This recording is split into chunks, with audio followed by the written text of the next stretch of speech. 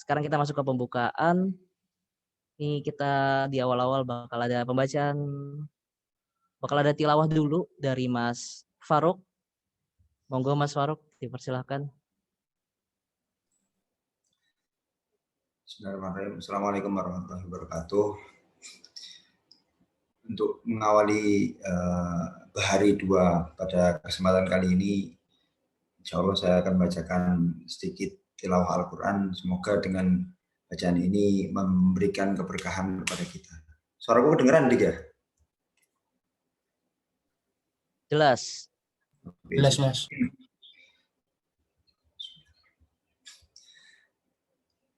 أعوذ بالله من الشيطان الرجيم بسم الله الرحمن الرحيم وإذ قال ربك للملائكة إني جاعل في الأرض خليفة قالوا أتجعل فيها من يفسد فيها ويسفك الدماء ونحن نسبح بحمدك ونقدس لك قال إني أعلم ما لا تعلمون وعلم آدم الأسماء كلها ثم عرضهم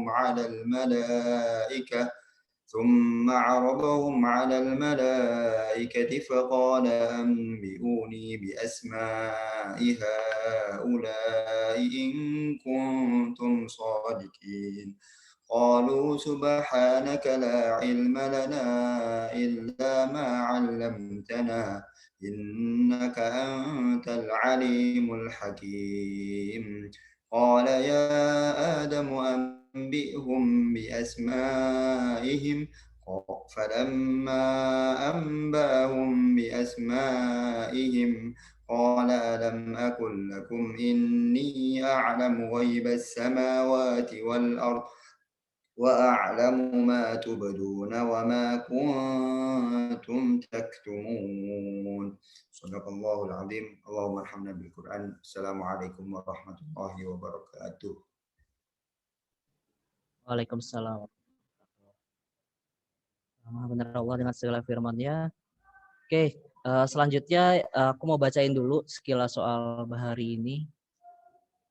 Bentar, aku share screen ya. Buat teman-teman yang belum baca, ini aku jelasin ulang beberapa poin dari bahari. Jadi kita bakal 3 hari ke depan, dari Jumat, Sabtu, dan Ahad. Jamnya kisaran siang dan pagi, ada juga yang siang sampai sore. Bisa kalian lihat rundown-nya di sini. Udah di-post juga kan ya di sosmednya Bahrul Ilmi. Untuk pemateri-pematerinya sendiri udah, kalau kalian mau lihat bisa cek di link Bahrul Ilmi, di situ ada CV-CV-nya. Juga udah ada ini juga nama-nama pematerinya juga bisa kalian cek. Nah, ini aku mau bacain sekilas. Jadi untuk standar kelulusannya nih aku bacain ya. Dianggap lulus apabila mengikuti minimal 5 materi, mengerjakan tes pasca pelatihan, menjalankan penugasan pengganti materi. Yang keempat, menyelesaikan KPP, nanti ada KPP-nya. Terus adapun hal-hal yang bisa mempengaruhi kelulusan, keaktifan, pelanggaran, dan beberapa hal lain yang menjadi ketentuan panitia. Tuh.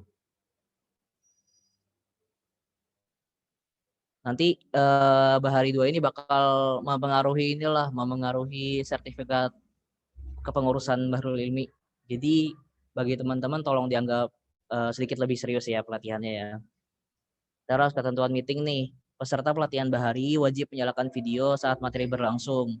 Apabila berhalangan, silahkan nanti sertakan bukti tangkapan layar. Jadi buat kayak Asraf dan tadi ada beberapa juga yang mungkin nggak bisa on cam, nanti bisa ini ya, bisa di capture aja buktinya biar ada jelas gitu buktinya.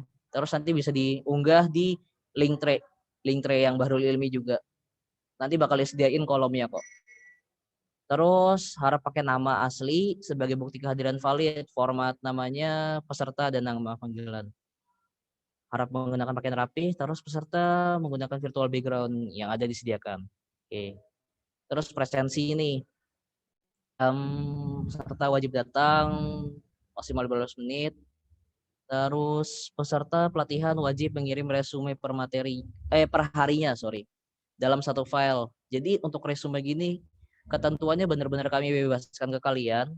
Kalian mau coret-coretan tok di kertas, tulisan tangan, yo monggo kalian foto, kalian scan terus kalian kirim, silahkan. Atau kalian mau niat dibuat jadi Word, atau kalian mau dikerjain di Photoshop, apapun silahkan, terserah kalian. Dibebasin ke kalian formatnya. Intinya nanti kalian masing-masing punya tanggungan untuk mengirimkan 3 resume. Kenapa 3? Karena pelatihannya ada 3 hari gitu.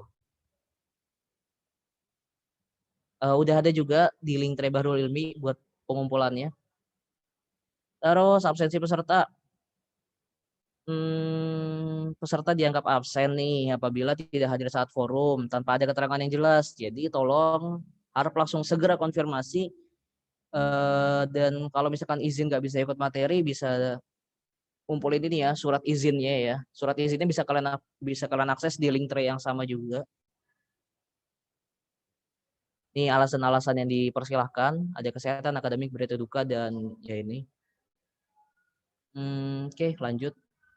Untuk meninggalkan forum. Jadi satu kali ketika materi udah mulai, teman-teman cuma bisa izin sekali. Di satu materi jadi cuma bisa izin sekali meninggalkan forum, dan itu maksimal 15 menit. Gitu. Kalau mau izin lagi silahkan, tapi di materi yang selanjutnya. Terus dan jangan lupa untuk menghubungi panitia lewat direct message di kolom chat. Bisa ngehubungin ke aku, ke Rafdilah, ke Faruk, dan Nida, dan lain-lain lah. Peserta yang meninggalkan forum lebih dari 15 menit, maka tidak diperkenankan mengajukan permintaan izin lagi untuk materi yang sama gitu. Ketertiban ya seperti pada umumnya lah ya, di pelatihan-pelatihan lain kalian akan menemukan ketertiban yang sama. Pelanggaran tadi udah aku mention sekilas juga. Teknis bertanya, nanti silakan teman-teman bisa raise hand ketika sudah dibuka sesi tanya jawab oleh pemateri. Teman-teman juga bisa bertanya di lewat kolom chat dulu. Nanti MC yang bakal milih pertanyaan-pertanyaannya. Gitu. Ya kurang lebihnya gitu sih. Ada yang mau ditanyain dulu? Satu pertanyaan aja. Nggak ada ya. Oke wes. Sip. Oke. Ada yang mau ditanyain kan? Beneran nggak ada ya? Oh ada. Asraf. Ya, assalamualaikum Mas. Waalaikumsalam. Monggo. Izin bertanya. Ini untuk yang bukti kan saya kan kamera laptop saya kan error ya. Nah ini saya ngirim buktinya ini di Linktree yang di mana Mas? Belum masuk di situ ya? Belum masuk di Linktree-nya ya?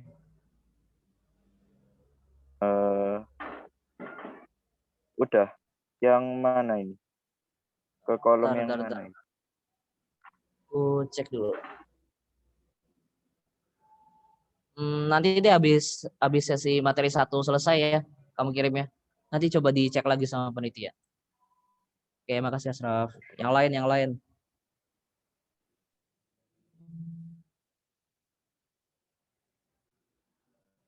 Oh iya, buat gambaran aja ke depannya ini materinya bisa dibilang setingkat TM, LKM MTM, setingkat juga dengan PMO kalau di jurusan.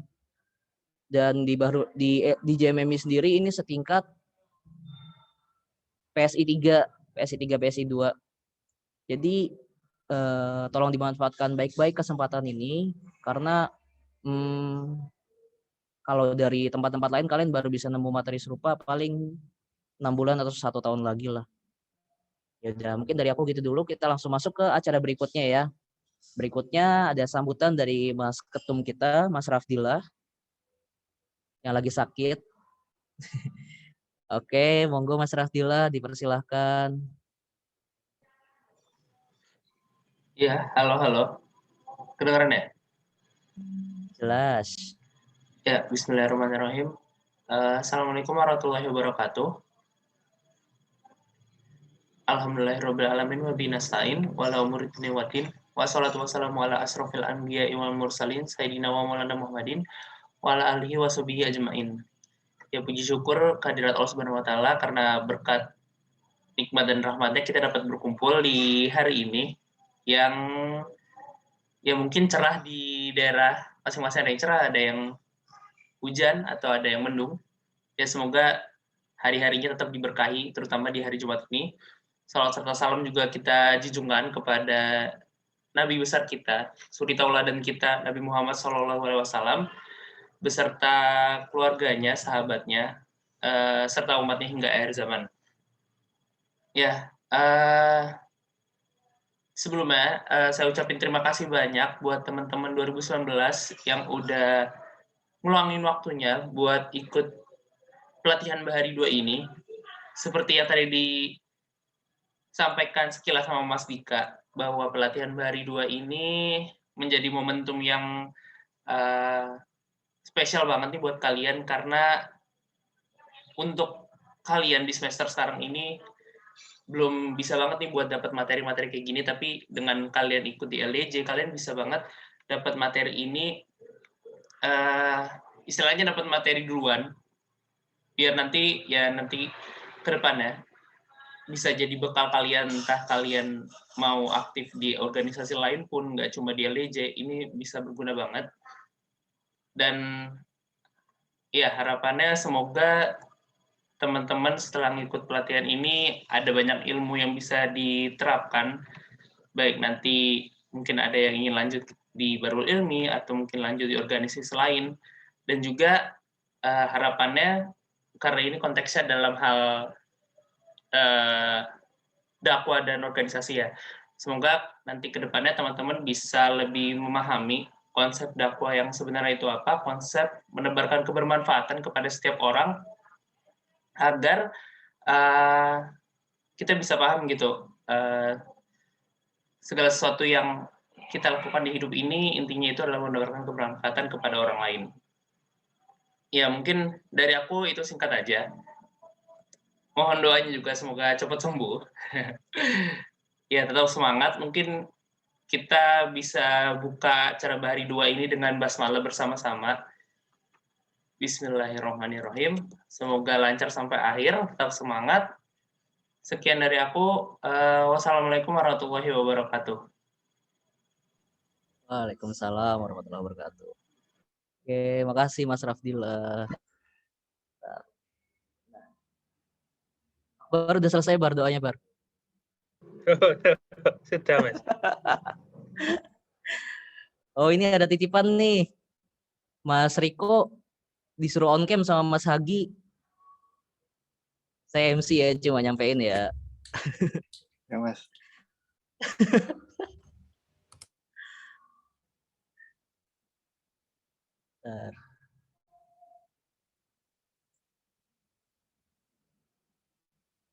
Sebentar.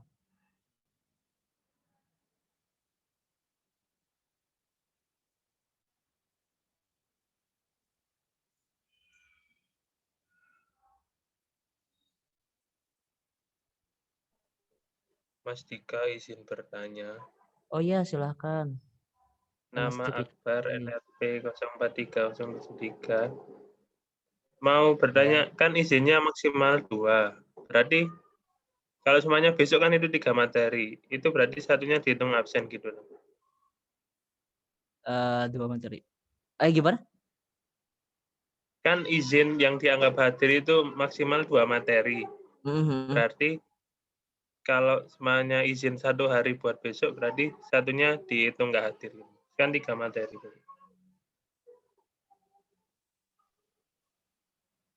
Sebentar. Kok di tempatku agak putus ya poin terakhir ya?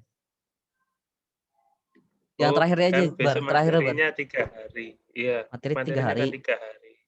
Materi 3 materi 1 hari besok. Iya. Nah, kan aku besok kayaknya nggak bisa, soalnya ada lomba. Nah, kalau izin 1 hari kan, tapi kan maksimal 2 materi di penjelasannya. Berarti satunya dihitung nggak masuk gitu. Nah, tapi gini kan buat yang ini ya, buat yang izin yang nggak bisa ikut di salah satu materi itu kan ada penugasan khusus pengganti materi yang Resume berupa itu kan, Mas. iya resume itu. Nanti kalian kumpulin aja itu, nanti biar dipertimbangin sama Mas Rafdillah, Mas Sahel dan Mbak Jarida. Oh. Gitu. Maksimal malam itu. Kami nggak ngatur maksimal di hari itu sih. Oh, Ya, pokoknya harus ngumpulkan gitu. iya, intinya segera aja lah. Makasih. Oke, Bar.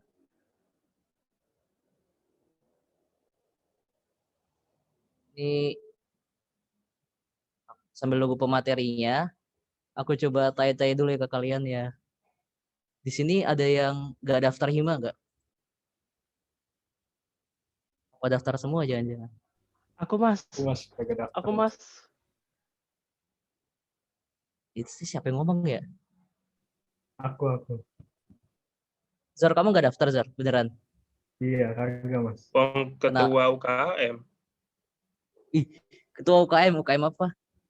UKM Taekwondo Mas. Takut ini takutnya bisa ini ngurus duanya. Di keren. Kagak, biasa aja Mas. Oh iya, udah biasa. Payah itu mah. Ketua UKM doang, cupu. Busra. Enggak ada. Iya, bener sih. Enggak, we.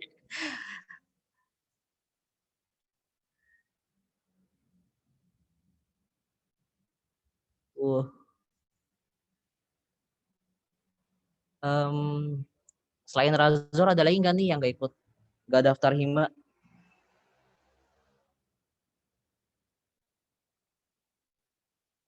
Aku Mas. Daftar semua. Siapa sih? Hadi gak itu? Di? Gatel di? On cam mungkin loh. Daftar semua Mas. Ingin mengabdi ke rumah semua. Mengabdi ke rumah. DJ.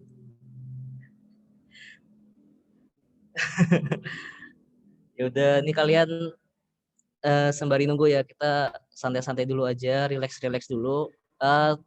Disiapin aja catatannya. Kalau kalian lebih nyaman nyatet secara coret-coretan, tulis tangan ya silahkan. Kalau lebih nyaman pakai HP atau pakai laptop ya silahkan, diatur aja senyamannya gimana. Terus apa lagi ya? Atau ini dari mas-mas panitia yang lain mungkin ada mau nambahin? Kita panggil Mas Hadi deh. Halo Mas Hadi. Iya, apa Kak? DPA gimana? Nanti malam RWMJ. Datang ya? Apa? Malam ini RWMJ? Iyalah. Baru tahu. Beneran Tare? Iya, beneran. Gak ada postingannya? Itu loh, Mas gimana Dika, mau tanya lagi Mas. Oi, langsung aja. Kalau ikut gini juga harus ngeresume. Nanti ya nih resume harian. Dan formatnya bener-bener kami bebasin. Jadi kayak ibarat kalau nggak ikut ya jadi double gitu. Tapi bedanya resume yang ini tuh kalau kami bebasin. Kalau resume harian kami nggak kasih ketentuan format. Jadi kalian mau formatnya voice note mungkin, atau format video, atau format mind map, atau ya coretan tangan doang ya silahkan gitu. Oh, kalau yang izin ada ketentuannya gitu Mas? Iya, kalau izin nanti bakal inilah lebih tertata lah. Oh, makasih. Yoi. Oh iya, ini ngelurusin ya, kita di sini nggak ada pretest, nanti adanya post-test, dan post-test itu bakal dilebur jadi satu untuk semua materi. Nah, post-testnya ini bakal dikasih setelah pelatihan ini selesai gitu.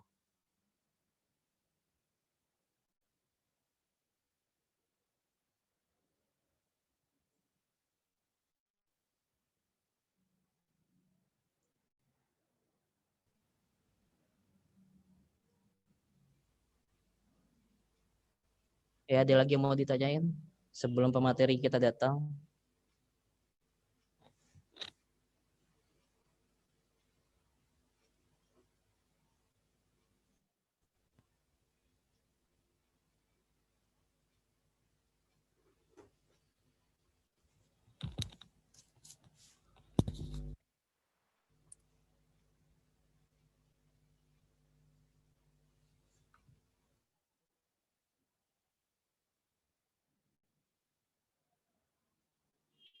Gimana guys?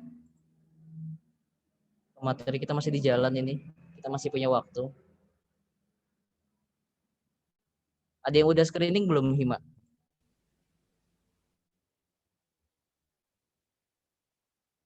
Mungkin mau membagikan tips triknya ke teman-teman yang lain. Alfiani jago screening, Mas. Siapa tuh Alfiani? Oh, Kiki.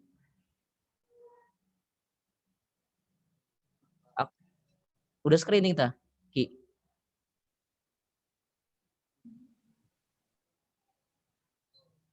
Seperti Kiki lagi AFK. Kamu aja gimana, Bar? Lancar, Mas, lancar.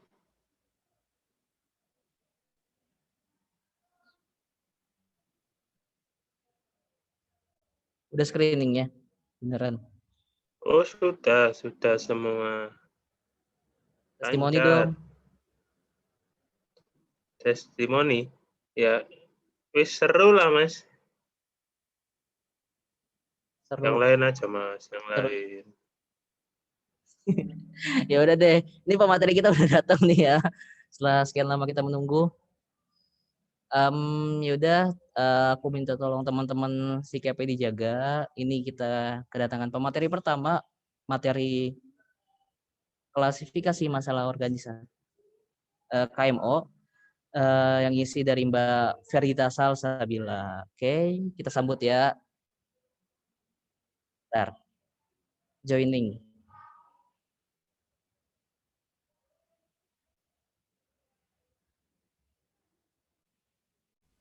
Bentar.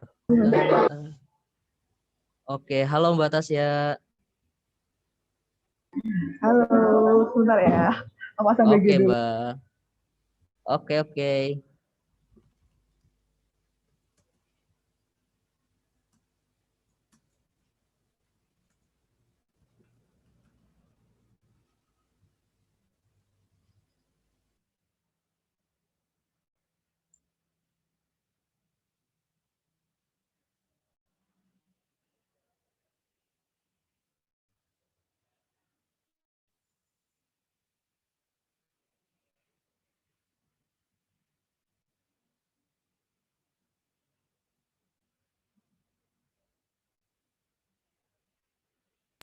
Halo, Assalamualaikum.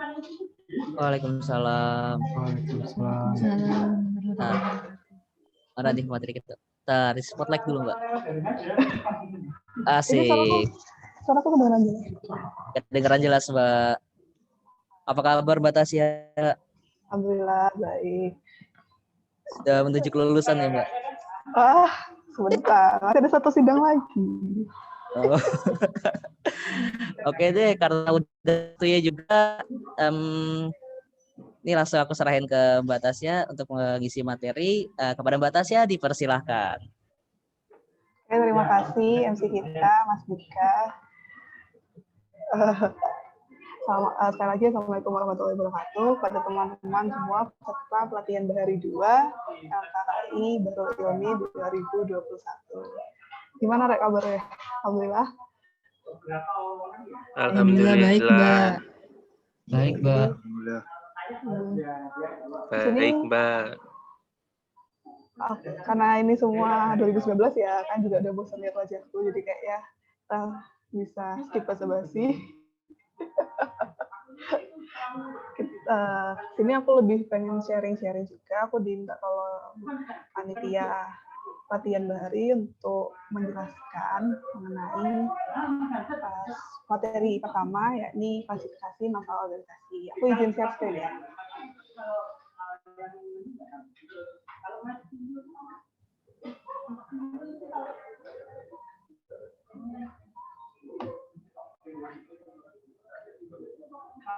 jadi nggak usah perkenalan ya, itu sih Pak.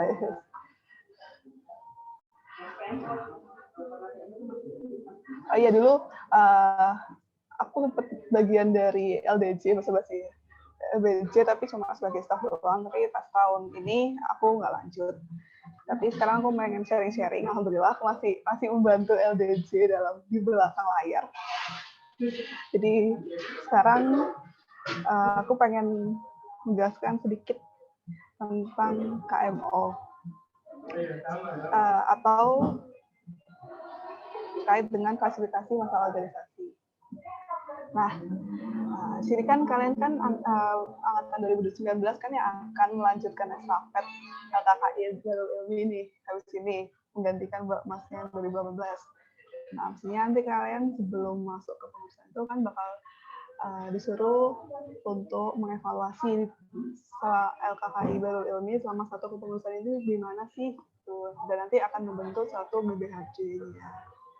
Nah, langkah awal dalam suatu manajemen strategi itu jadi kamu harus tahu kondisi sekarang dari LKKI Darul Ilmi itu gimana sih, jadi current state-nya itu gimana. Nah, dalam organisasi sendiri itu kalau misalkan dikatakan suatu baik atau enggaknya itu kan ada yang namanya ideal state kan, atau kondisi ideal atau kondisi objektifnya bagaimana suatu organisasi itu dikatakan baik. Nah, tapi dengan kondisi sekarang ini bagaimana sih cara kamu mencapai ideal state-nya itu? Nah, cara pastinya kondisi sekarang kan tidak sesempurna ideal state ya.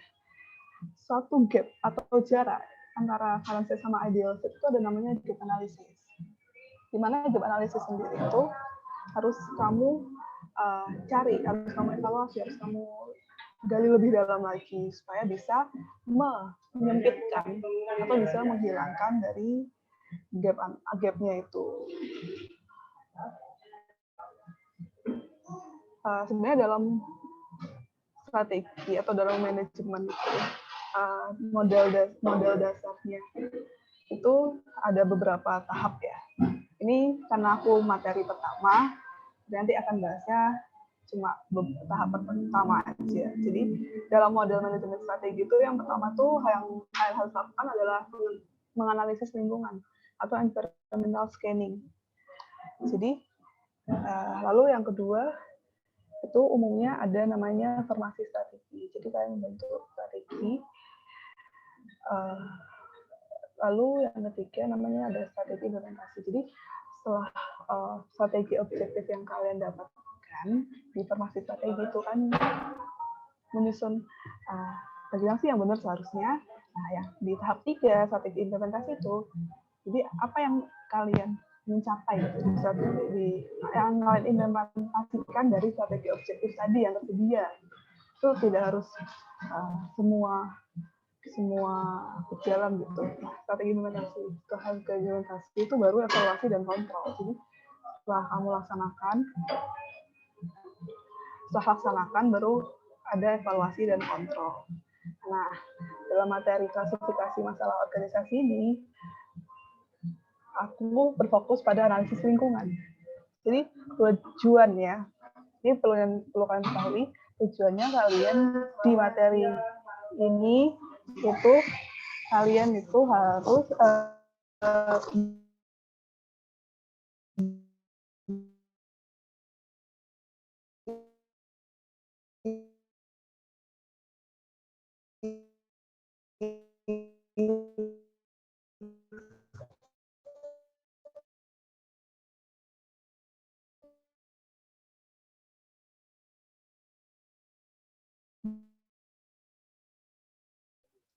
putus ya?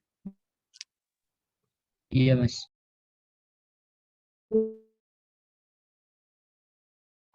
Yang nge-lag aku dah.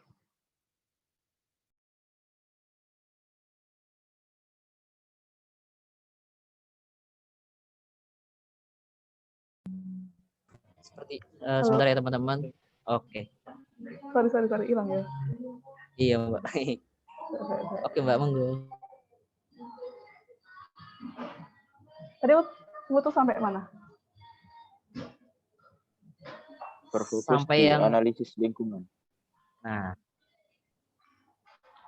jadi jadi untuk materi 1 ini outputnya diharapkan itu kalian dapat melakukan analisis lingkungan atau environmental scanning, di mana yang mana suatu tahapan dalam klasifikasi masalah organisasi untuk menentukan apa saja kelebihan, kekurangan, hambatan, tantangan, dan peluang baik dari dalam maupun luar organisasi kalian atau dari Bahrul Ilmi itu sendiri. Nah, analisis lingkungan sendiri itu terbagi menjadi 2. Yang pertama dari internal atau dari dalam. Dari internal sendiri itu ada kalau misalkan kita pakai analisis SWOT, itu internal sendiri itu ada strength sama weakness. Di mana strength sama weakness itu menurut Seven McKinsey itu ada 7. Jadi premis dasarnya itu dalam manajemen itu ada 7 aspek yang harus diperhatikan dalam analisis lingkungan. Ya, dari dalam organisasi. Yang pertama ada strategi, struktur, sistem, staff, skill, style, dan shepherd. Pertama, yuk kita bedah pertama. Strategi dulu. Strategi sendiri itu suatu rencana yang disusun organisasi tersebut untuk mencapai atau untuk mengembangkan kompetensinya atau untuk mencapai tujuannya, yang mana dia meningkatkan kompetitifnya, daya saingnya. Jadi gimana dia bersaing dengan organisasi lain terkait. Dia mengunggulkan dirinya, namanya strategi. Terus kalau dari sisi struktur itu ya organigram dari organisasi tersebut, bagaimana alur komunikasi antar pihak-pihak di organisasi tersebut, bagaimana pelaporan atau pertanggungjawaban. Terus kalau di sistem itu lebih ke bagaimana SOP, bagaimana peraturan-peraturan yang berkutat di organisasi. Terus kalau staff itu lebih ke pengaturan sumber daya manusia. Jadi sumber daya manusianya itu bagaimana pemerataannya.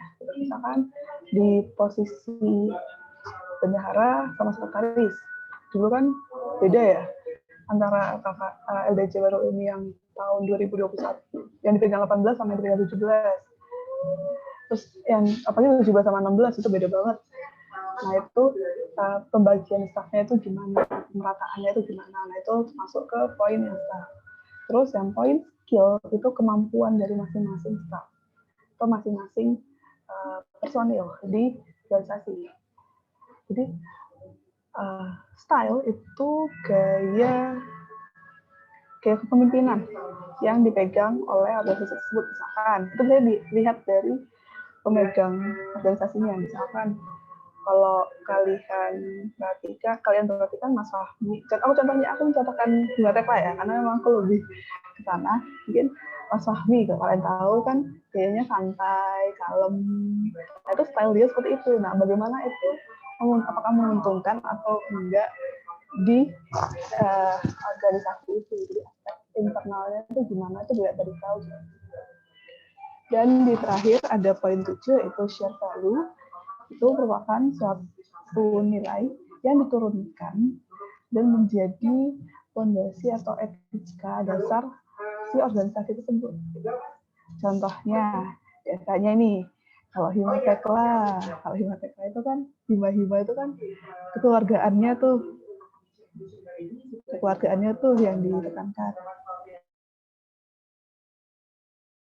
Nah, itu kayak jadi suatu share value yang terus berhimpun, esensi berhimpun. Nah, itu yang share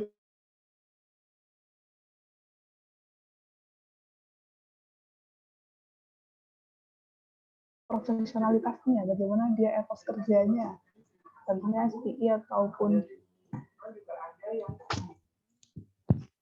lainnya. Itu bisa tuh. Itu dari internal.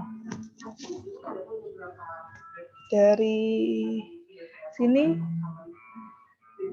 ada pertanyaan nggak? Dari 7 ini. Soalnya 7 sini aku khususkan ke cybernekan sini memang yang umum digunakan di ITS sih. Gitu. Biasa tapi kalau nanti akan aku jelasin lebih singkat juga beberapa metode lain. Dari sini 7 poin ini kan paham nggak? Atau ada pertanyaan? Ayo kita bedah satu-satu. Mungkin masih bingung apa bedanya ini sama ini. Ada raise nih Mbak dari Asraf. Oke, monggo. Oke, terima kasih Mas. Assalamualaikum warahmatullahi wabarakatuh. Waalaikumsalam. Ya Mbak, saya Asraf. Mau bertanya tadi, maaf mungkin ketika penjelasan tentang struktur yang nomor 2 itu agak disconnect ya, entah itu di saya atau di Mbaknya sendiri. Itu saya masih belum paham struktur itu apa, dan jelas dari beberapa kata yang tadi saya tangkap pihak-pihak dari organisasi atau apapun itu, apa yang ngebedain antara struktur sama staff? Oke. Jadi terima kasih Asraf atas pertanyaannya. Aku langsung jawab ya. Untuk struktur sendiri itu terkait dengan alur atau organigram, pembagian departemen atau pembagian badan kerja, itu struktur. Jadi antara misalkan secara umum secara CEO, CFO, terus ke manajer, terus itu, nah itu namanya struktur. Jadi pembagian siapa yang baik. Terus kalau misalkan jadi kan nanti ini sebenarnya lebih jelasnya itu terkait dengan pembagian struktur dan staff-staff itu di RPO mungkin ya, rencana pengembangan organisasi itu. Tapi aku coba ambil sedikit. Jadi dalam membentuk suatu organisasi itu hal utama yang harus dilihat adalah pembagian beban kerja itu pembagian departementalisasi itu disesuaikan dengan beban kerja yang ingin dicapai. Jadi kan pasti departemen dulu ya, baru kemudian memilih staff. Nah, batas antara struktur sama staff itu di situ. Jadi ketika struktur itu dia lebih ke bagaimana departemennya, bagaimana bagannya, bagaimana alur koordinasinya. Alur koordinasi. Apakah antara atasan sampai staff itu dia bisa langsung atau dia harus melalui tingkatan-tingkatan tertentu seperti aku contohkan ke himpunan, contoh harus ke kadifnya dulu atau ke kadepnya dulu, terus baru ke wakahima, terus baru ke kahima, atau dia bisa langsung mungkin dari kadep bisa langsung ke kahima, atau kadep ke atau kalau misalkan di Bahrul Ilmi misalkan dari ketuanya, apakah dia bisa langsung ke stafnya atau stafnya bisa langsung ke ketuanya atau harus melewati berbagai ini secara ini ya, secara alur ya. Terus kayak adanya BSO kalau di Hima itu struktur. Jadi departementalisasi. Jadi apakah strukturnya kebanyakan atau strukturnya kebijikan, apakah terlalu gendut di suatu bagian. Misalkan kalau yang kasusnya 16 dulu itu, jadi sekretaris bendaharanya itu kalau nggak salah ya, kalau nggak lupa, itu gabut. Jadi sekretaris bendahara itu per departemen dulu. Dan kurang kerjanya. Makanya pas tahun 2017-nya itu atau 2018 ya, aku lupa. Dalam itu akhirnya sebenarnya jadi satu gitu. Ada sempat omongan seperti itu. Nah, itu kan berbeda sih.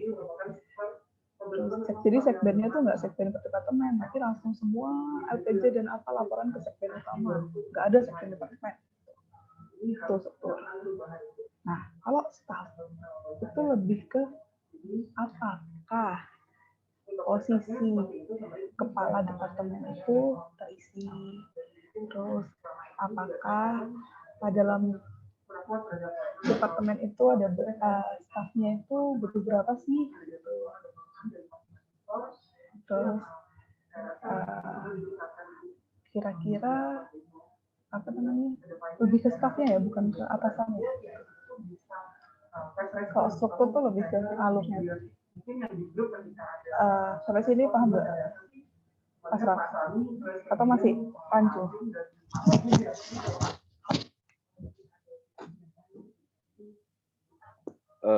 Kalau di apa poin 2 struktur udah masuk sih Mbak. Untuk staffnya ya dapat dari yang awal tadi. Ya aku cuman bingung antara perbedaan struktur sama staff di awal tadi itu. Terus sekarang masih bingung atau udah? Atau masih? Ya mau kepada moderator Mas Dika boleh menanggapi lagi Mas. Ya, monggo. Oke, kalau dari Asraf, izin bertanya lagi. Jadi di poin 4 ya Mbak ya, untuk staff. Staff itu adalah manajemen sumber daya mahasiswa yang dilakukan oleh suatu organisasi. Nah, berbeda dengan skill, di mana skill adalah kemampuan dari staff ini sendiri. Nah, yang saya tanyakan itu dari keduanya ini, itu kenapa dipisah, nggak jadi satu aja? Kan ketika kita berbicara tentang manajemen anggota, itu kan secara nggak langsung juga menyelubungi skill kemampuan yang dimiliki oleh si anggota ini tadi, Mbak. Kenapa harus dipisah? Oke, jadi kalau aku ya melihatnya, ini pendapat ya.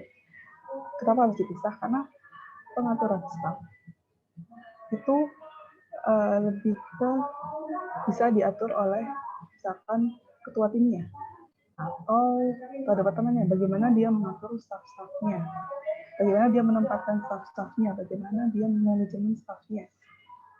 Tapi itu milik pribadi masing-masing orang, masing-masing personil, masing-masing staff. Yang mana kita bisa masukkan mungkin upgrading staff atau apa, tapi itu kan tidak kemampuan dasar utamanya kan di personal masing-masingnya.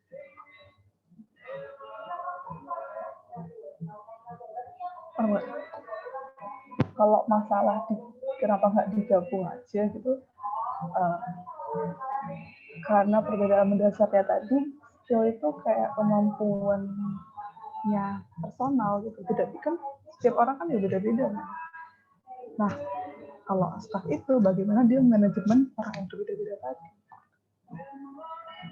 menempatkan tadi. Nah itu bedanya di situ. Jadi kalau skill, aku nggak bisa maksa gitu kan, kita ternyata anak ini dasarnya, misalkan dia dasarnya cuma level 2 misalkan. Terus anak satunya lagi ternyata dia levelnya nggak tahu, udah level 5 gitu kan. Ya itu udah skill, itu udah skill yang punya staff tersebut. Nah, kalau kita melakukan upgrading, staff itu namanya strategi nanti.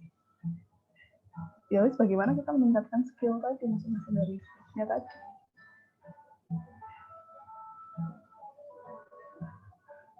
Apakah jadi paham? Jadi skill itu kayak lebih kemampuan yang masing-masing staffnya, kayak integritas, komitmen, kayak gitu-gitu. Kemampuannya masing-masing. Kalau staff ya, tadi kayak kesesuaian antara posisi dengan bidang keahlian yang dimiliki staff tersebut. Tuh,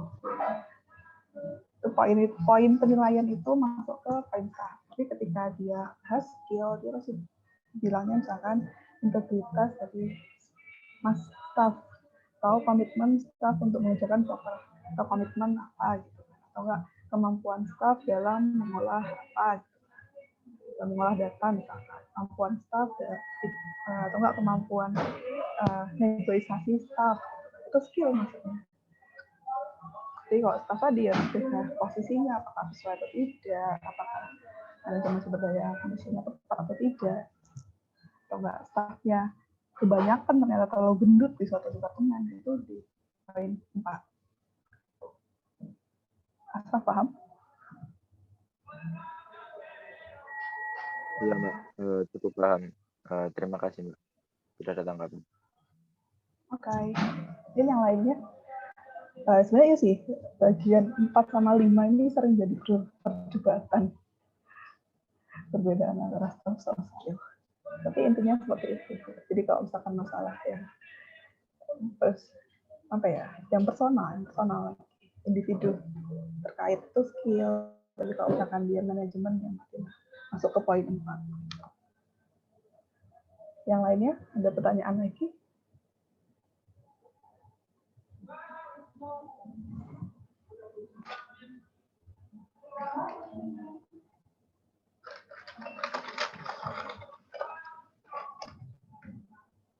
Belum ada sepertinya, Mbak. Oke, aku lanjutkan ya. Monggo. Dari sisi eksternal sendiri, itu bisa membaginya mengenai ancaman dan peluang dari organisasi luar ataupun dari pihak-pihak luar. Yang mana poin-poin yang bisa kamu kumpulkan itu terkait dengan kondisi naturalnya atau kondisi aslinya, geografis aslinya, naturalnya itu gimana, misalkan terus sosial environment-nya gimana, terus legal and policy atau hukum dan undang-undang ataupun hukum, posisi hukumnya kuat atau tidak, terus external stakeholder, yaitu stakeholder terkait ya, manajemen dan lain sebagainya, terus teknologi, yaitu teknologi yang dimiliki,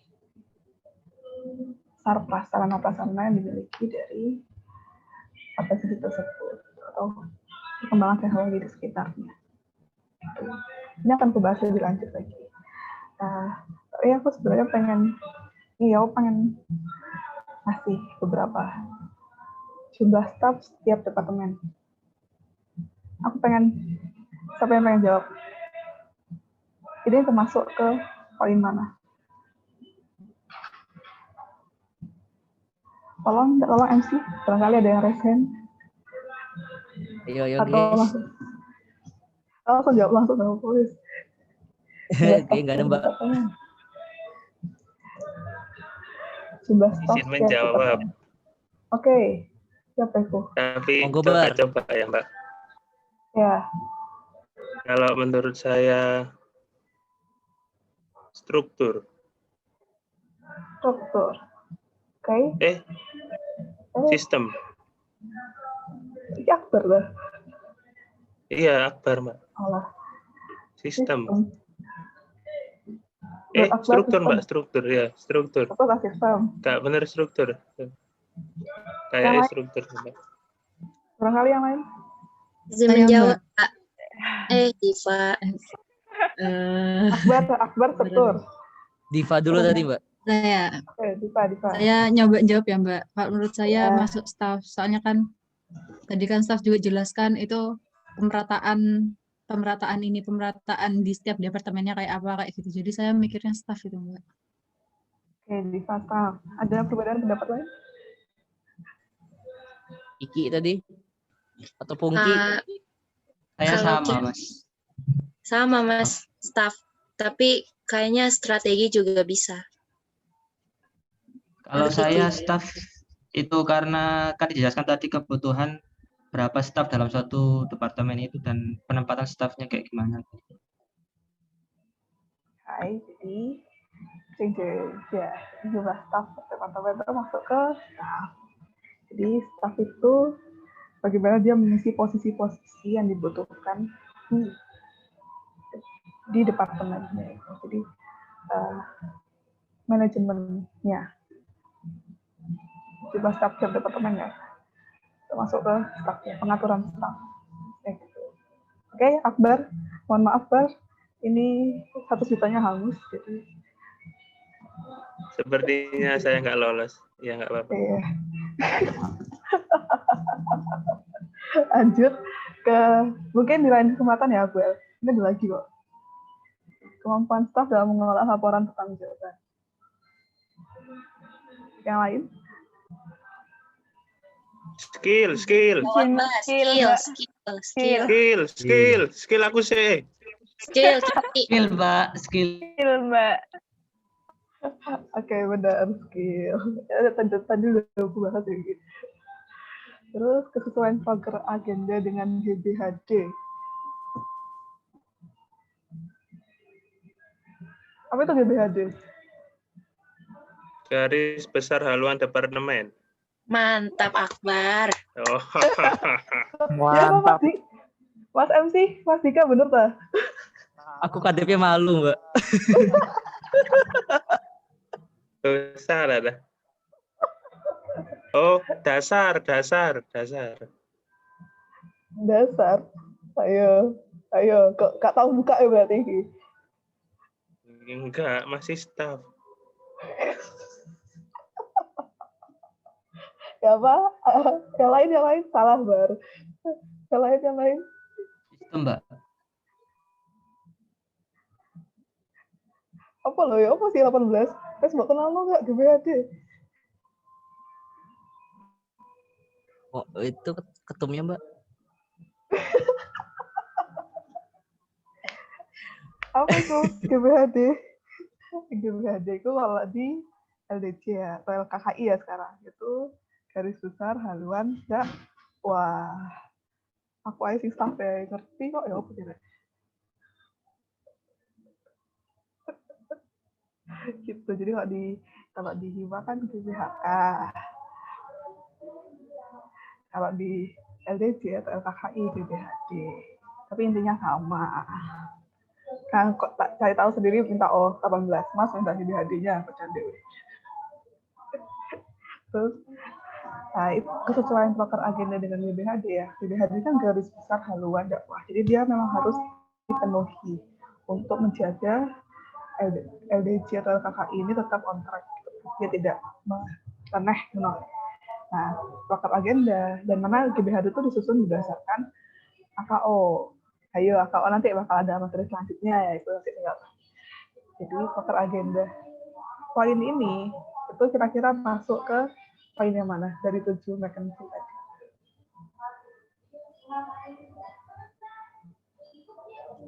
Jawab, Mbak. Oke, Ki. Menurut Kiki ke strategi. Strategi? Ceng-ceng. Oh, sistem. Karena GBHD itu termasuk sistem ya. Dia menjadi suatu peraturan yang harus dipenuhi itu. Nah, kalau strategi ada pilihan A, B, C.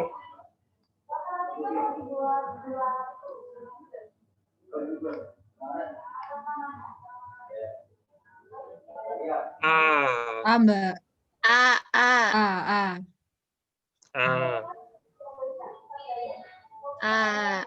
Helen jawab lagi. Izin menjawab, Mbak. B, Mbak. Siapa yang jawab B? Pungki. Kenapa A, kenapa B?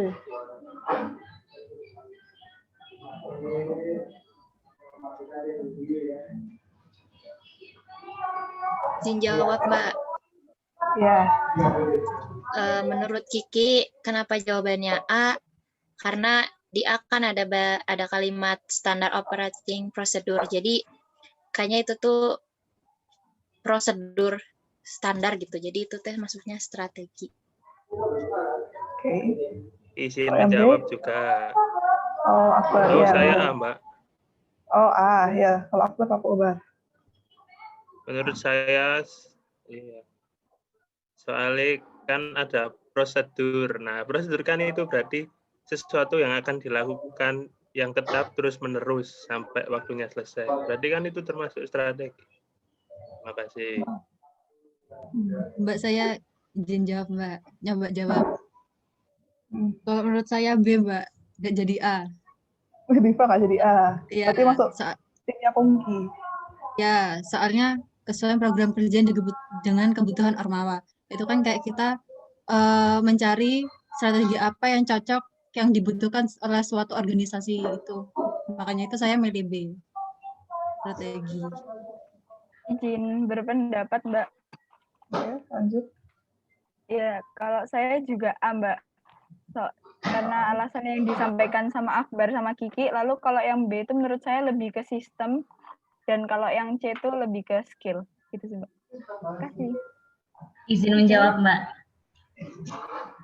Ya. Kalau aku B, Mbak. Soalnya kalau A itu tadi dijelasin kalau sistem itu sesuai sama SOP. Jadi yang strategi itu lebih ke B. Oke. Terus nggak berarti yang terakhir. Kita mesti jawab terakhir ini. Bisa, Mbak. Oh iya. Jadi ya, jadi yang A, penerapan SOP itu lebih ke sistem. Kenapa? Karena SOP itu dia kan apa ya, prosedur yang harus ditaati, peraturan itu sistem. Itu sayang. Terus kalau yang B, kesesuaian program kerja dan kebutuhan awal itu gimana caranya, kenapa masuk strategi. Jadi tadi timnya Pungki, Diva, terus yang benar. Jadi sesuai program kerja dan kebutuhan awal. Nah, bedanya apa tadi dengan program kerja dengan GBHD? Kenapa GBHD masuk sistem? Karena GBHD itu wajib dipenuhi, tapi kalau kebutuhan Ormawa kan kayak tergantung kita yang buat program kerja. Apakah dia butuh yang benar-benar atau enggak? Sebenarnya jadi perdebatan sih. Aku dulu juga sering debat ini. Apakah ini masuk strategi apa sih? Tapi sebenarnya nggak usah diambil pusing. Karena suatu manajemen. Oh ya, yang C tadi masuk skill ya. Terus, nah karena manajemen strategi kayak gini itu suatu seni ya. Jadi nggak usah diambil pusing. Karpe kalian. Yang penting dasarnya benar. Jadi yang untuk jawabanku yang untuk strategi yang ini itu adalah poin D, sesuai program kerja dan kebutuhan Ormawa. Itu sih. Oke. Nah, itu tadi ya. Habis ini mungkin aku mau ngasih contoh beberapa yang udah aku buat ya dari mohon maaf ya ini teman-teman LDJ, mungkin aku nanti akan nunjukin contohku yang dari Hima. Tapi sekarang sebelum masuk ke situ aku pengen jelasin kasaran tentang eksternal dari eksternal. Kalau natural environment sendiri itu kan ada banyak ya, ada lingkungan, alam, vibrasi, misalkan kayak lingkungannya tekla, kan.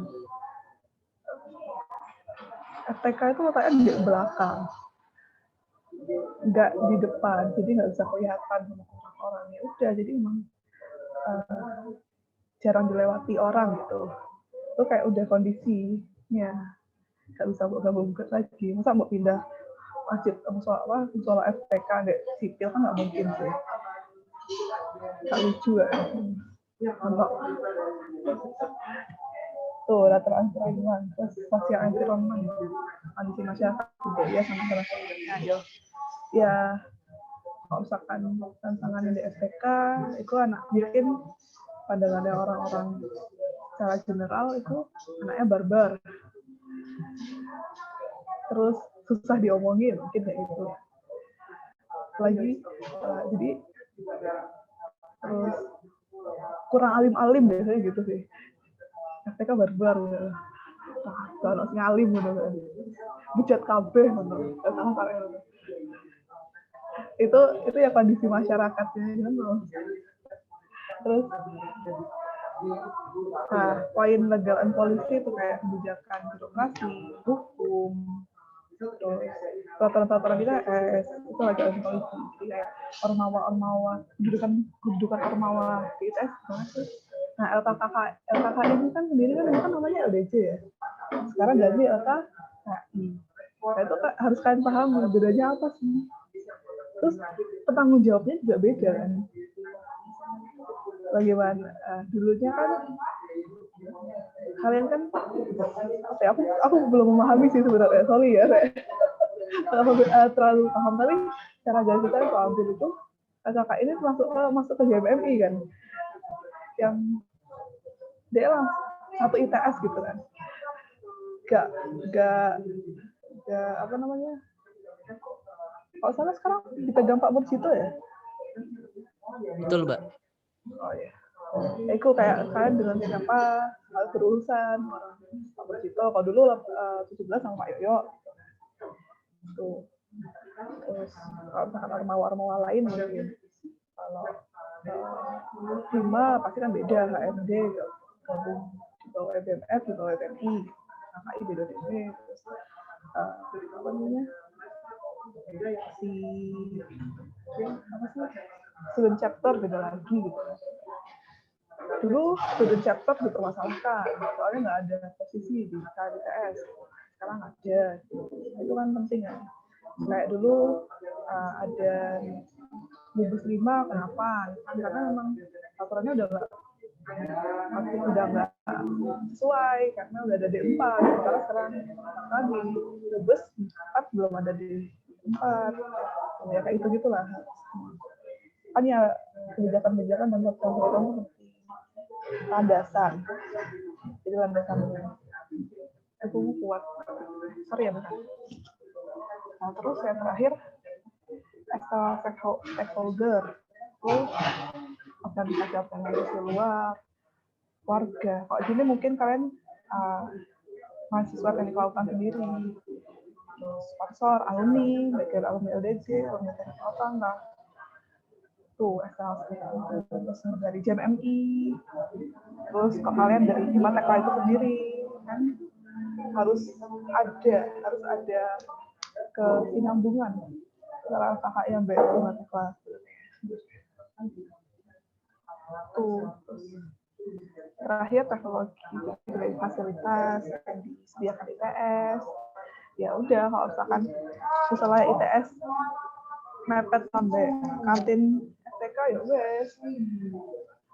Terus misalnya STK jadi siji STK ya wes, jual lagi. Lagi informasinya di mana ya disediakan. Itulah kayaknya. Tapi saya ini terkait dengan tadi kan aku lihatnya kan dari SWOT, analisis SWOT secara umum. Tapi metode-metode lainnya tuh ada. Jadi bisa pakai root cause analysis atau 5W analysis. Atau kalian pakai yang 5M. Kalau nggak salah dulu yang 2018 pakai 5M ya, yang main method atau enggak? Aku lihat di BHD pakai itu ya. Itu tergantung, beda. Nah, kalau root cause analysis ini dia lebih menganalisis sampai dasar. Jadi aku paling nggak suka ini root cause analysis. Kamu harus mikir filosofis sampai ke akar masalahnya itu gimana. Kalau 5W analysis ya wes cuma cuma 5W satu hanya 5W kenapa terus mengapa apa dan lain sebagainya. Jadi kayak itu sih terkait materi. Aku pengen menunjukkan sesuatu. Contoh ya, aku mau menunjukkan contoh. Sampai sini ada pertanyaan dulu nggak sebelum sekarang aku nyari file. Yuk, monggo guys. Ada yang resen atau langsung on mic juga boleh.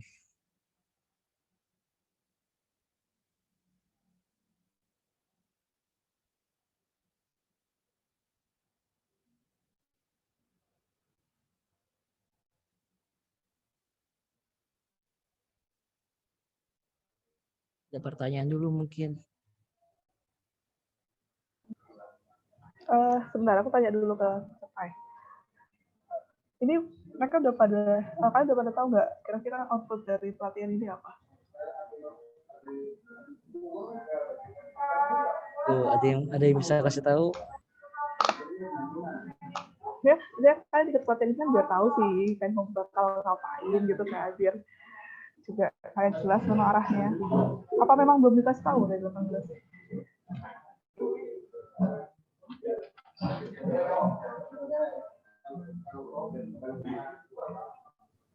Udah dikasih bocoran sekilas, Mbak. Tuh Kiki mau jawab. Izin jawab, mohon maaf apabila salah. Output dari pelatihan ini mempersiapkan Angkatan 19 untuk jadi penerus kepengurusan. Mungkin.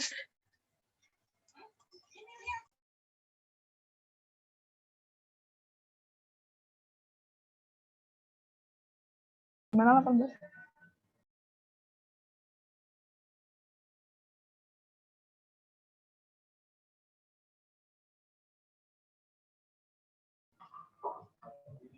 Gimana 18? Bener nggak?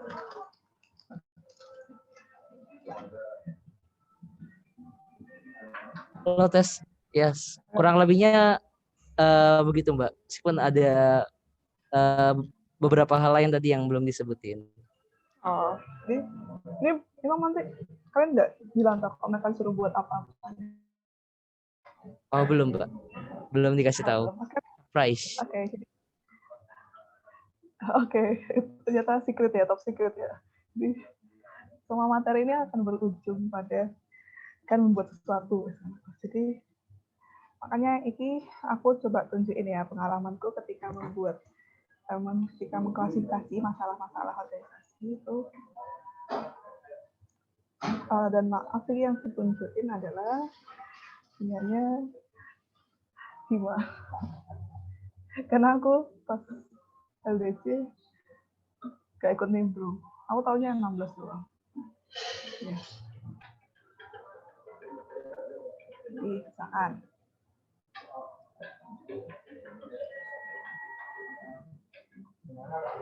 Strategi. Manajemen waktu dalam pelaksanaan program agenda, proker agenda. Misalkan kamu pengennya tingkat 1 ini, bulan ini itu namanya strategi. Atau enggak, apakah ada yang tubrukan atau enggak, itu namanya strategi. Terus sesuai program kerja dengan arahan kerja. Terus sesuai program kerja dengan kondisi terkini, maksudnya itu kebutuhan tadi kan. Terus terbukaan antar departemen dalam upgrading berupa FGD, itu strategi dan sebagainya. Kalau struktur kayak tadi, alur koordinasi antar departemen dengan BPH. Terus departementalisasi yang banyak. Dulu kalau kalian tahu di zamannya Mas Kargo, di Mas ya, itu departemennya banyak ya.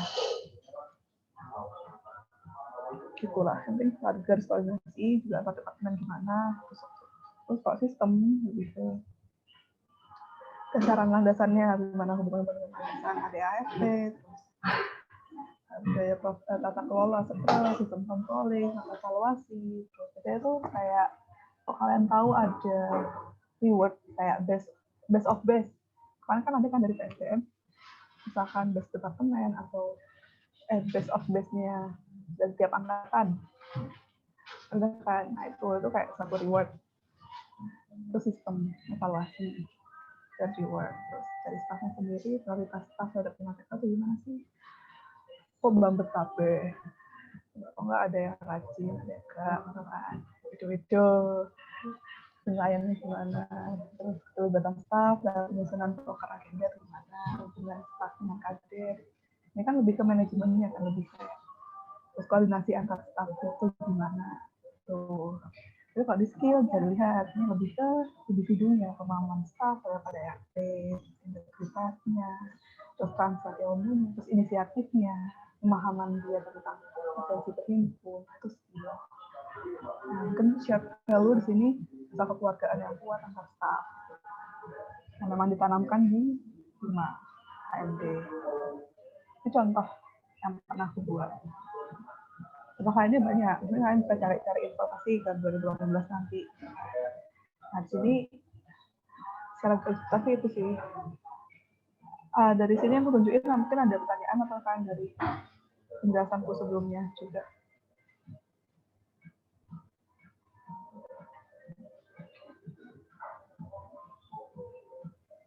Ya bisa resen mungkin teman-teman.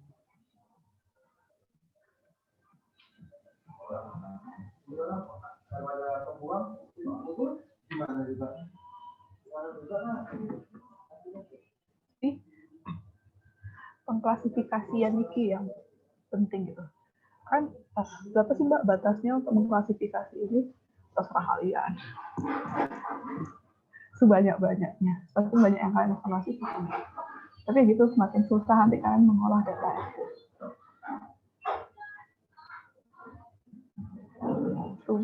Bentar ya, eksternal mana ya? Oke. Ini contoh yang eksternal. Biasanya eksternal dikit sih. Berapa?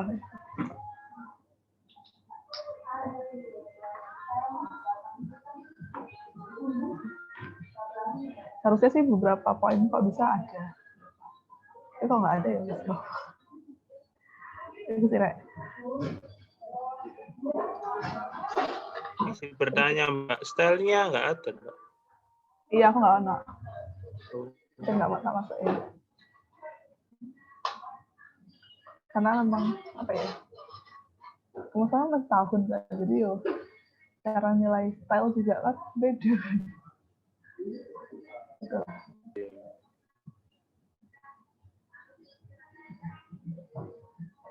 Dan aku nyusun ini juga agak buru-buru sih, jadi nggak berapa maksimal. Dari sini ada pertanyaan? Saya izin bertanya. Monggo, Pungki itu Mbak, ada Pungki. Saya mau bertanya Pak, kan yang eksternal itu ada natural environment sama social environment. Itu kan sama-sama berhubungan sama lingkungan organisasi, kenapa kok nggak digabung saja? Beda. Kalau environment tuh berhubungan dengan apa sih sebenarnya?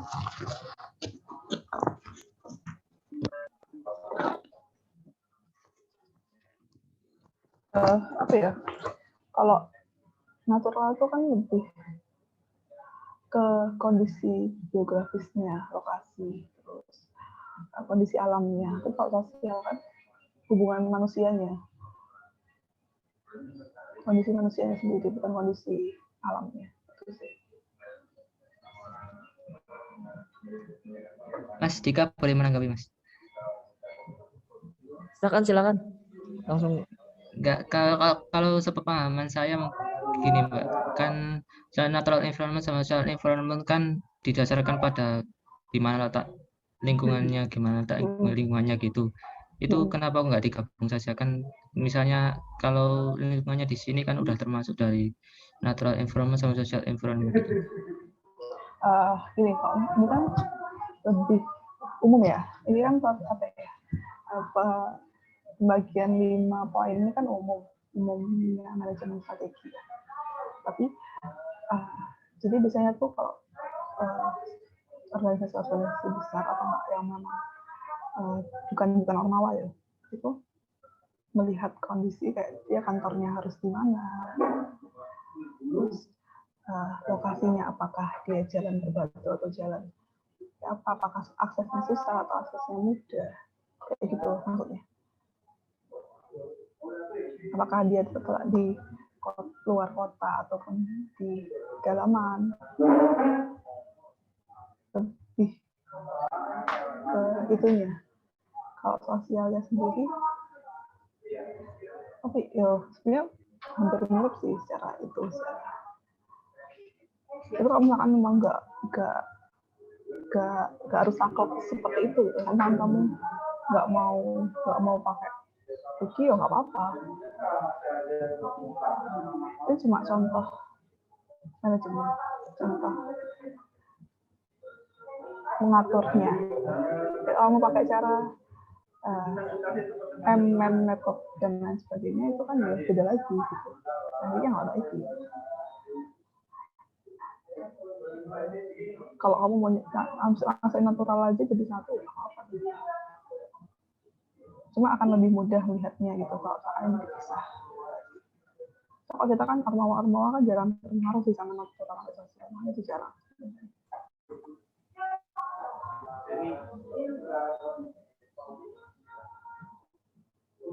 Apakah bisa diterima, Pungki? Terima kasih Mbak atas jawabannya.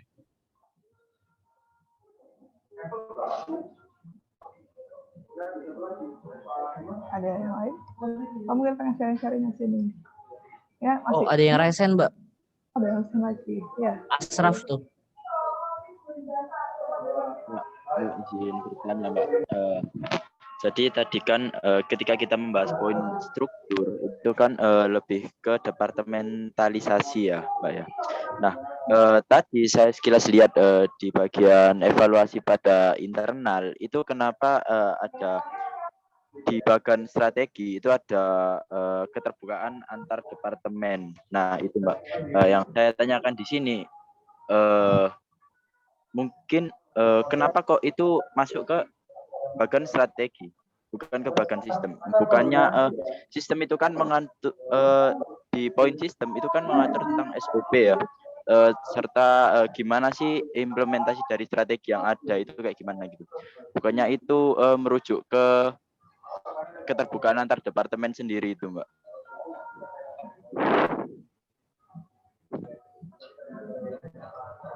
Oke, terima kasih Asraf atas pertanyaannya. Jadi aku sendiri juga agak lupa ya, ini kenapa aku membuat keterbukaan antar departemen. Oh, bentar, aku mikir ya. Jadi gini, kalau struktur itu memang kayaknya udah masuk di alur komunikasi ya, di garis koordinasi antar departemen.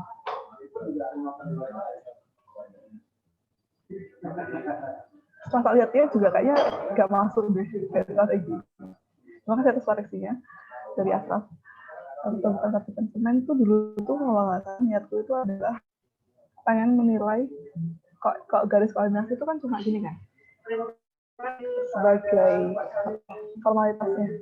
Jadi dia gimana sih antar departemen ini, apakah dia lewat rapat rutin per departemen aja atau gimana. Nah, dulu pas zamannya Mas Argo itu antar departemen itu selalu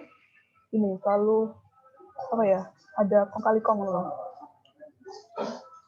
Jadi sempat ada beberapa pelopor yang joinan, misalkan kayak LKMW itu dulu tuh seharusnya dipegang KWU tapi dipindah ke dibantu PSDM.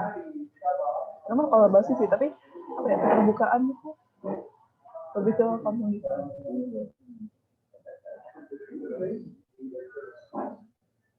Oke, ya memang benar lebih sesuatu.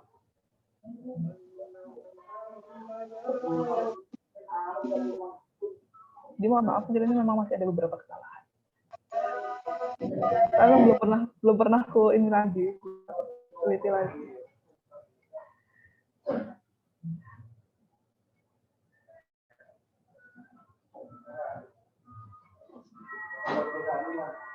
Itu aku pengen masukin ke ini deh. Tapi malah double, makanya tak pindah. Terima kasih Asraf atas pendapatnya. Barangkali ada teman-teman yang mau nanya lagi lebih lanjut soal KMO. Jadi apa ya, Rek? Kalau misalkan klasifikasi gitu tuh nggak saklek gitu, peduli iki terus dengan kalian rangkaian nilai yang seperti ini. Tapi memang manajemen itu sendiri. Tapi terjadi kalian. Yang penting harus jelas itu aja, bisa dimengerti orang.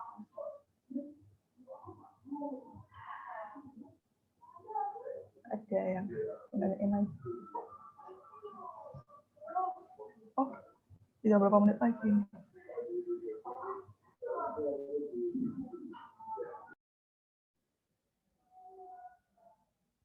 Ya Mbak, tinggal masih ada 5 menit 6 menitan lagi Mbak.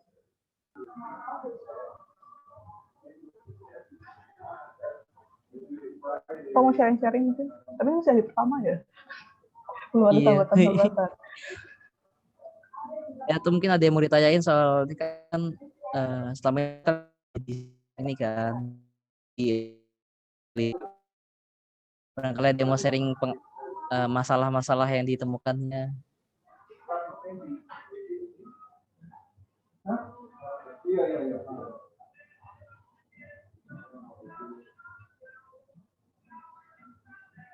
Kalau ini adanya pandemi, masuk mana?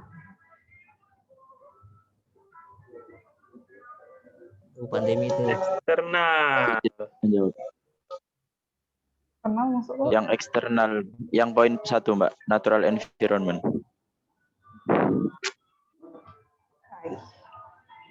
Itu berarti. Jadi kan nanti kalau nyusun ya Mas Enai. Eksternalnya akeh gitu. Karena kayaknya banyak yang eksternal. Apa ya? Kayak aku mau tadi ngomong, oh iya, ketika menyusun, jadi gini, ini kan semua kan kamu klasifikasi ya. Nanti baru kamu bakal, jadi setelah diklasifikasi, nanti kamu bakal ada menganalisisnya. Untuk mempermudah analisis, aku menyarankan ketika kamu mengklasifikasi itu bahasamu netral. Bahasa netral tuh yang kayak mana sih?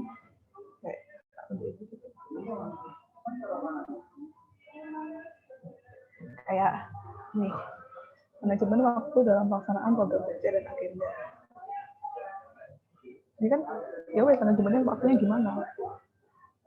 Nanti ketika, aku akan sebutkan nanti ketika kamu menilainya itu bisa kasih rentang nomor. Misalkan 1 itu buruk, 5 itu baik, gitu kan. Nah, tapi kalau misalkan kamu itu satu cara pakai kalimat yang netral. Tapi kalau kalimat yang nggak netral itu misalkan kamu pakai setuju nggak setuju gitu. Nanti itu ada dibahas di AKO ya. Jadi kalau kalimat yang nggak netral itu misalkan adanya tabrakan banyaknya program kerja dan agenda yang bertabrakan. Kalau nggak itu kan berarti masuk ke manajemen waktu yang buruk. Jelas manajemen waktu yang buruk dalam pelaksanaan program kerja dan agenda. Itu kalimat yang nggak netral. Atau nggak dia langsung ngejudge. Itu kan bilang apa ya tadi kayak integritas yang dimiliki staf kurang. Kayak kamu udah halah anak ini babat semua. Kamu kayak udah ada pandangan ngejudge-nya seperti itu. Terus kamu bisa 2 cara, jadi pakai kalimat netral atau kalimat tidak netral. Atau misalkan lebih dominan kekeluargaan di atas profesionalitas. Itu kan kayak 2 hal yang apa ya, agak atau enggak misalkan departementalisasi yang terlalu buncit atau apa sebagian staf yang tidak rata. Itu tuh udah langsung menjudge itu baik atau buruk. Itu sih. Nanti bakal kalian gali di AKO di materi selanjutnya.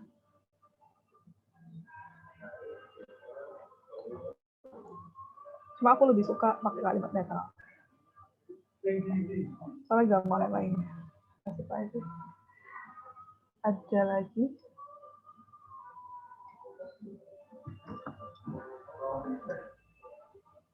Gimana guys? Pertanyaan lagi mungkin buat Mbak Tasya. Pertanyaan terakhir mungkin.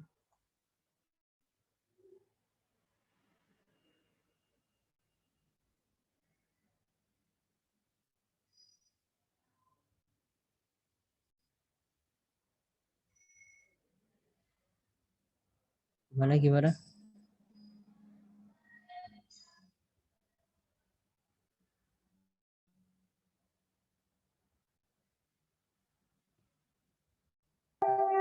Dari Asraf cukup, Mas. Oh iya. Ini nggak ada pertanyaan lagi nih, Mbak.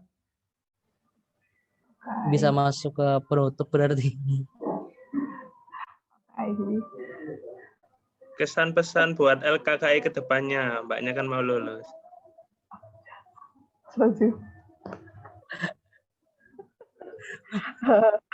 Apa ya? Karena aku pernah menjadi bagian dari Bahrul Ilmi.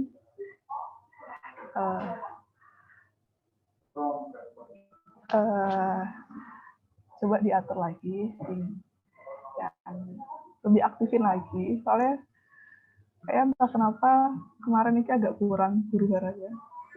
Padahal kemarin pas offline udah sangat-sangat bagus. Terus lumayan sih sebenarnya kemarin pas online juga beberapa kajian kan, cuma terus ajak lagi teman-temannya untuk berbuat yang lebih baik ke depannya. Terus finansikan semua dengan Himatekla. Jadi karena kalian masih bagian dari teknik kelautan, kami sama-sama bagian dari teknik kelautan, koordinasi kalian baik dengan stakeholder terkait. Omongkan aja dengan Himatekla. Iya, apalagi Mas Adul yang megang ya. Terus semangat mulai. Jangan takut untuk bermanfaat. Oke, mungkin dengan tadi closing statement dari Mbak Tasya bisa menutup materi 1 pada hari ini, materi KMO. Sebelumnya nih kita foto bersama dulu, dokumentasi. Teman-teman yang bisa on cam diharap on cam lagi ya. Mas-mas panitia juga kalau mau on cam, monggo.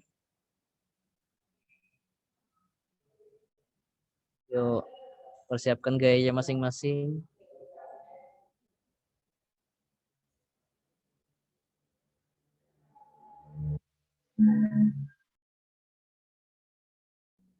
Mau gaya kayak Ashraf tuh bisa, atau kayak Dica tuh. Oke, aku foto ya. Bentar. Ya, 1, 2, bentar. Ya, 1, 2, 3. 1, 2, 3. Lagi terakhir 1, 2, 3. Oke, mungkin ini itu aja nih dari saya mewakili teman-teman panitia mengucapkan terima kasih kepada Mbak Tasya. Semangat terus Mbak, dikit lagi perjuangannya di teknik lautan akan selesai. Semoga lancar ke depannya Mbak. Oke, makasih Mbak Tasya. Amin. Terima kasih semuanya juga. Makasih Mbak Tasya. Makasih Mbak Tasya. Semangat Mbak. Ibu-ibu semangat dikit latihan. Pamit ya. Assalamualaikum. Oke, waalaikumsalam. Waalaikumsalam warahmatullahi. Oke, berhubung ini materi pertama udah selesai, habis ini kita bakal masuk ke materi kedua, yaitu teamwork building yang akan dibawakan oleh Menteri BMITS, bosnya Faruk, pokoknya aku lupa. Yaudah, sekarang kita masuk ke break dulu, teman-teman silahkan sholat atau mau makan atau apapun. Nanti jam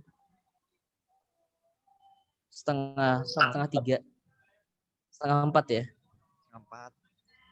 Ya, setengah 4 bakal boleh gabung lagi. Yang mau hemat kuota boleh live dulu, nggak apa-apa kok. Yang pakai wifi tinggal aja, nggak apa-apa. Udah, makasih guys. Ya. Tanya Mas. Ya, tanya. Ini absennya gimana ya Mas? Oh iya, absen. Astagfirullah, untung diingetin. Oh iya. Kalian buka link tray ya. Di situ ada di kolom keduanya ada buat presensi per materi. Ada feedback juga buat materi di situ. Nanti kalian sampaikan feedbacknya. Oke.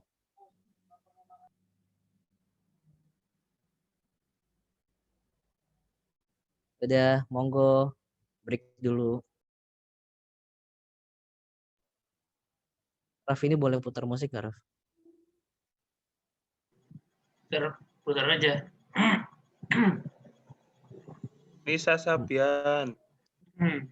Oke, sesuai request ya. Akbar update banget ya. Akbar update ya. Update banget ya, Bar. Akbar update Berita ya. terkini.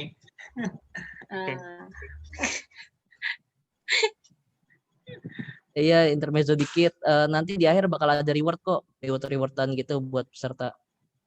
Kategorinya apa aja nanti di akhir.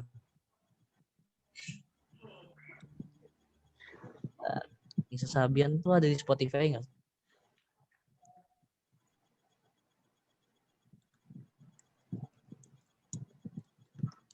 Yang resmi nggak ada ya, Raf, Nisa Sabian?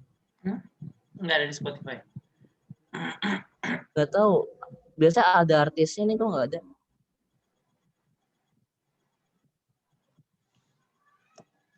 Apa Sabian ya? Sabiannya kali ya?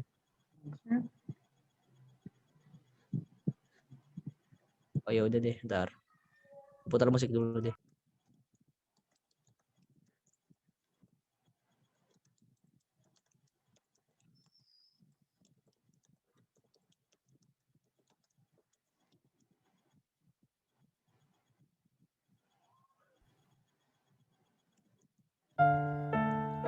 Kedengeran nggak sih? Dengar. Ya udah.